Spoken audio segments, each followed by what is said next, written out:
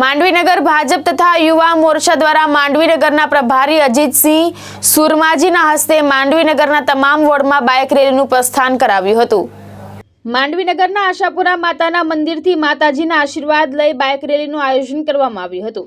આ રેલી તમામ વોર્ડમાં ગલીએ ગલીએ તેમજ સોસાયટીઓમાં ભારતીય જનતા પાર્ટીના નારા સાથે જનસંપર્ક અને વિજયના વિશ્વાસ સાથે વિજય સંકલ્પ બાઇક રેલીનું ભારતીય જનતા પાર્ટી દ્વારા આયોજન કરવામાં આવ્યું છે।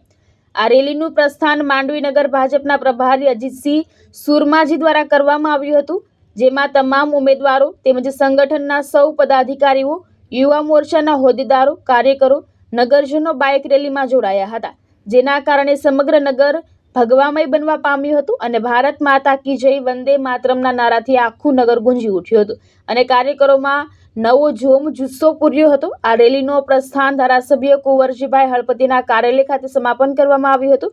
આ પ્રસંગે સુરત જિલ્લા મહામંત્રી જગદીશભાઈ પારેખ, માંડવીનગરના ચૂંટણી કન્વીનર નટુભાઈ રબારી, નગર ભાજપ પ્રમુખ પ્રિતેશભાઈ રાવળ, વિજયભાઈ પટેલ, સંગઠનના હોદ્દેદારો, યુવા મોરચાના હોદ્દેદારો, બૂથ પ્રમુખો તથા કાર્યકરો મોટી સંખ્યામાં ઉપસ્થિત રહ્યા હતા।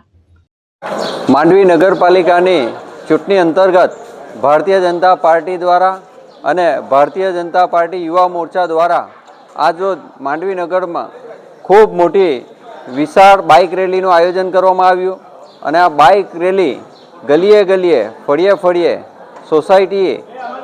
સોસાયટી અને સમગ્ર માંડવીને કવર કરીને આજે કુંવરજીભાઈ હળપતિ સાહેબના કાર્યાલય ખાતે આ રેલીનું સમાપન કર્યું છે।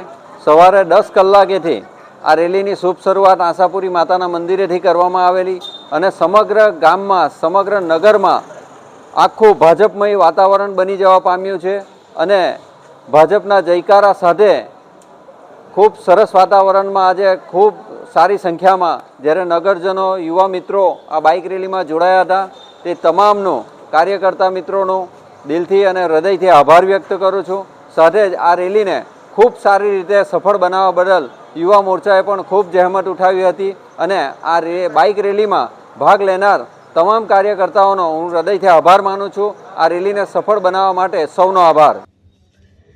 જીતેન્દ્ર સોલંકી, દ્રષ્ટિકોણ ન્યૂઝ, માંડવી, સુરત।